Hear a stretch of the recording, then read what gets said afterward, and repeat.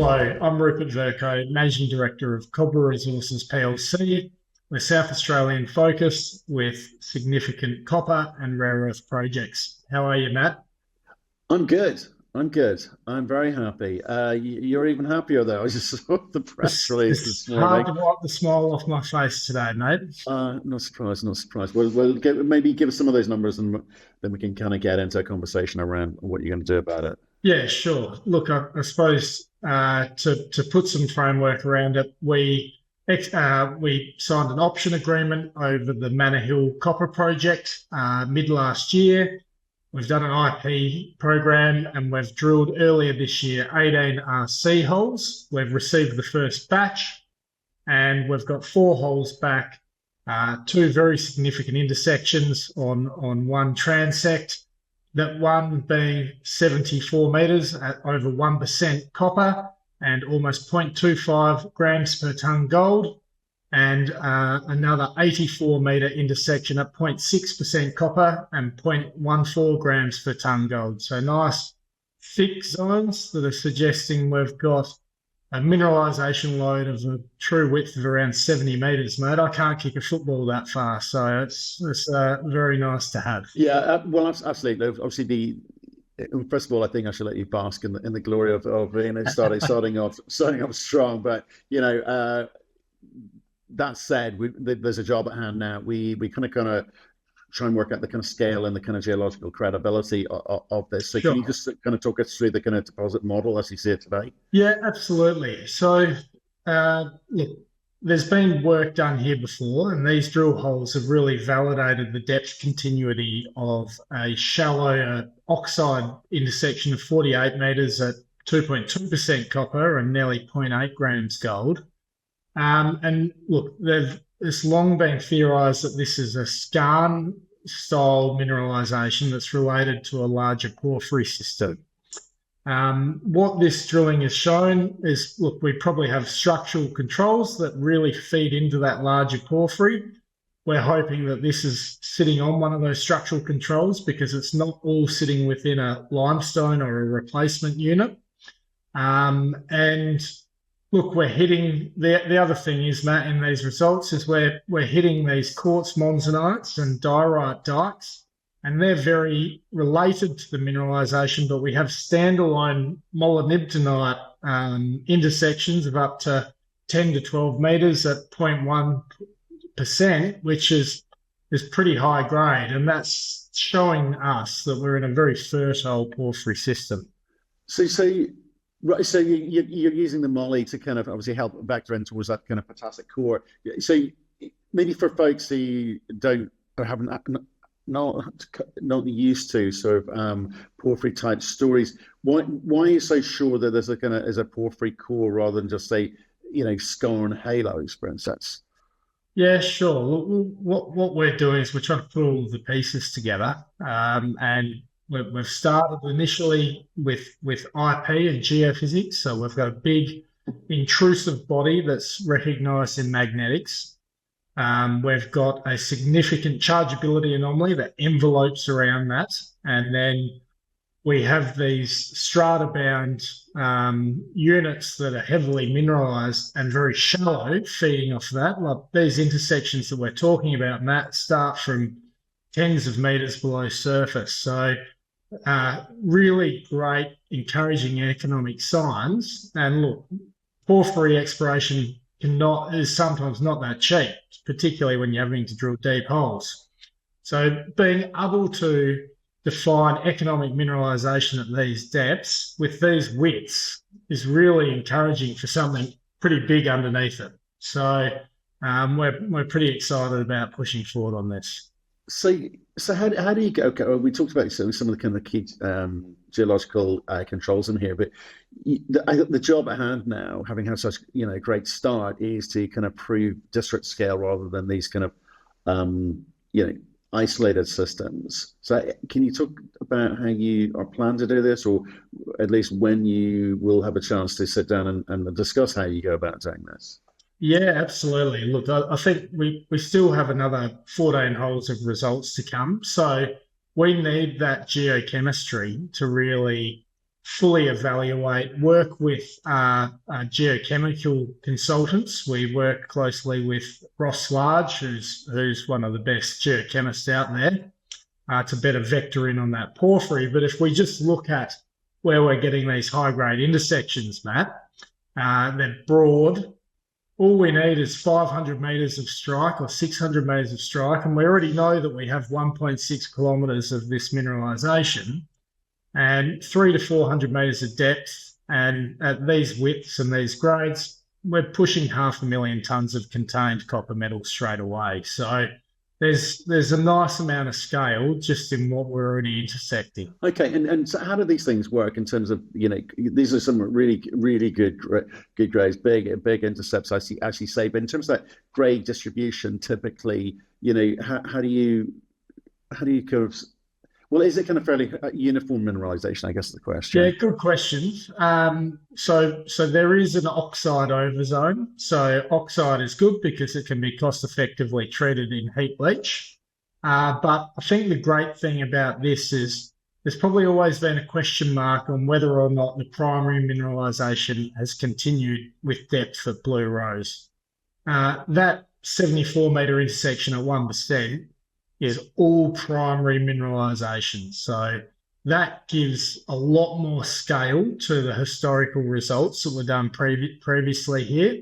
And what that really means from an economic standpoint is you've probably got a low-cost, low-capex startup treating heap leach for copper and possibly gold in some of the high-grade zones. And then you have a standard flotation circuit to treat your primary sulphide mineralisation. Okay, so you've got this kind of okay, understood. So just trying to think about the drilling, obviously, because you'll be getting after this. Obviously, drills have to come back, but you'll be getting after it. So just so I understand, you're reporting these are true widths that you're reporting, yeah? Well, what has happened here, Matt, is we've got two drill holes that effectively haven't gone through the whole of the mineralisation zone. But one started in it, well, they've both started in it. So what that's meant is we've been able to infer through the geometry what we think the true width of the mineralisation load is, but the two significant intersections are downhole intersections because they haven't transected the full mineralisation load. Got it. Okay. So in terms of the, in fact, I was noticing there's some historic data on this as well. I was thinking I think it was like 47 meters at over 2%. So this shouldn't be new news to you. There's not it's not. Yeah. Look, there are a number of great intersections there. There's one that's to the east that's 132 metres at 0.5%. I think what we've been very keen to demonstrate to the market is there is continuity of this high grade. And look, in this gold market, having 0.25 grams gold and comparing that to the porphyries in South America, look, this is looking pretty encouraging, Matt. So we're sort of ticking all the right economic boxes in terms of broad widths of mineralisation, very strong grades, and very shallow. So from a strip ratio perspective, things are looking pretty encouraging. Yeah, for sure. And when you're looking around the market, and I've just come back from PDAC, because I've been interviewing copper companies from all around the world of varying sizes and abilities, shall we say. With something like this, obviously, like I keep coming back to it, it's about demonstrating the scale and the amount of contained metal in this. For you, have you got a sense of what you think kind of minimum resource size would be for something like this to be economically viable and to be credible? Well, look, the great thing is, Matt, is this is the first target we've tested on this project, and this is a porphyry province. We have a number of other targets that can back up Blue Rose that have just the same amount of scale potential. So we think, and we want to be ambitious in our exploration targets, but on the back of this, it gives us confidence to go out and test multiple targets to try and achieve a multi-million tonne copper metal resource, as opposed to trying to get something that's a couple of 100,000. So look, we've got to be ambitious and we've got to make money for our shareholders, and that's the way to do it, is to think big and to test big targets. And to do that, obviously, I think you talked about 1.6 kilometers of strike, and here in terms of being ambitious is the kind of step outs that you would imagine doing, having sort of, well, like I say, you've got a bit more data to come in, but will you be kind of trying to work out what the footprint size is first, rather than trying to worry about finding copper? Yeah, absolutely. And something that we've already done is we've been out in the field doing a lot more surface mapping. And what we're seeing is copper mineralisation at surface related to these intrusives, these porphyry type intrusives, and we're seeing it at much greater scale than the existing mineralisation footprint. So just from groundwork, we're generating significant scalable targets, and we have a repeat target on the other side of the porphyry intrusion that's yet to be drill tested. So look, there's a lot of work to do, Matt, but it's a lot of exciting and highly prospective opportunities that we think we can deliver much more of this sort of result. I tell you one thing that kind of struck me when I was kind of reading through the announcement was you've got a good amount of gold and moly in there as well. So in terms of kind of adding to the kind of bench strength, that's got to be good. So when do you start to look at and think about network on this in terms of recoveries? Yep, great question. Look, I think the first point I want to make is the moly can sometimes be problematic in a copper con. The amazing thing about what we've intersected to date is the moly is independent of the copper and the gold. So that's really interesting and really unique because the grades are high, like above 0.1%. On a copper equivalent basis, that's getting up around over 1%, that. So what's that mean? Well, it means that you can treat that ore material as a separate parcel, and it removes some of those challenges that you have with the copper moly con. So that's a pretty exciting opportunity for us as well. So what's it mean? Well, yes, we need to start thinking about what the metallurgy looks like from a heat leach standpoint in the oxide zones, and what the flotation circuit could look like to support the primary mineralisation. So, look, we need to show some more scale, and that's going to be our first priority. But to really understand the economics, absolutely, we need to start to look at that, and probably some diamond drilling is important to support that as well, Matt. Okay, and on the drilling, obviously, like I know you've got some more assays to come back here, but do you think, based on what you've seen so far, that you'll be revising the drill targeting plans, or do you think it's actually maybe we're onto something, we'll kind of stick to the original hypothesis? Look, I think we will make sure that our holes are best placed and positioned to deliver the most value. So that may mean that we're slightly adjusting where we're going to drill them, but we already have the permitting and approvals in place to drill 29 more RC holes and 3 diamond holes. So look, we'll work with our stakeholders to get out there as quickly as we can and to get that drill bit spinning. Okay. Is all the geophysics and geochem work done now? No, we need more results to be able to finish off the geochem. And look, there will be a component where testing that deeper porphyry, we want to have high conviction. We want to be sensible in our expenditure, so we'll be waiting to get that result, those numbers. But from the results that we have so far, we can step back and add a lot more value by testing the defined zone with greater depth. So there's already a standout target defined, and that's one of the first next targets we'll be looking to drill out, is directly below what we've already intersected. It's interesting. It's relatively shallow. It's near surface, right? So you must be starting to build a picture of how this thing. And when I talk to you guys, you always know pretty early on is this starts off as an open pit and maybe goes down to underground at some point. what's sort of typical in the district? Is there any Yeah, clues there? great question. Well, we've recently had a deal done between Samphire and Havlar at the Cobra project, and that's very much open pit, but with significant underground potential. And look, that's a a 3 million ton contained metal resource or reserve, and with a lot of gold as well. So look, that's the kind of scale that we want to aspire to achieve.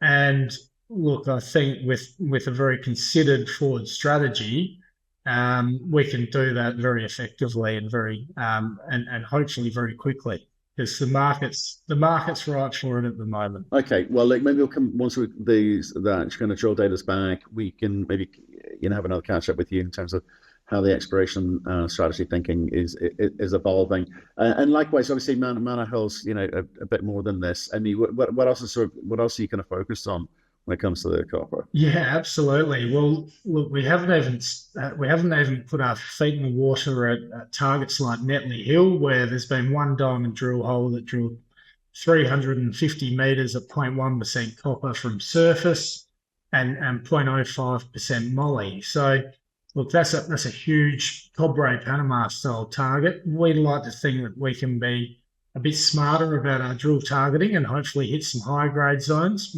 We'd like to try and deliver sort of some numbers at 0.4% there, but that's a big bulk tonnage target that we can really deliver scale to support something higher grade at Blue Rose. And then look, we have another porphyry target at Alabama where there's some previous intersections. We really like what we think the fertility model might be there.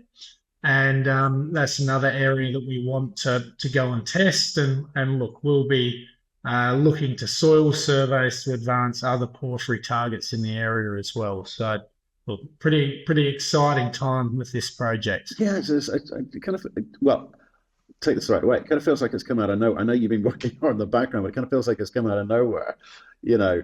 So yeah, nice one. It's not every day you're delivering plus 70-meter intersections over 1%. So yeah, for a company like us, it's pretty exciting, Matt. Pretty standout. Okay, well, mate, we probably should just tip a hat towards the kind of rare earth project, because that's kind of where we started talking.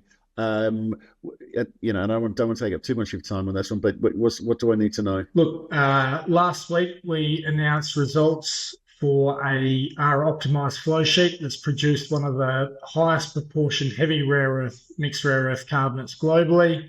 That adds great, not only strategic and commercial value, but it provides great marketability, Matt. Like we've managed to remove all the cerium very cost effectively.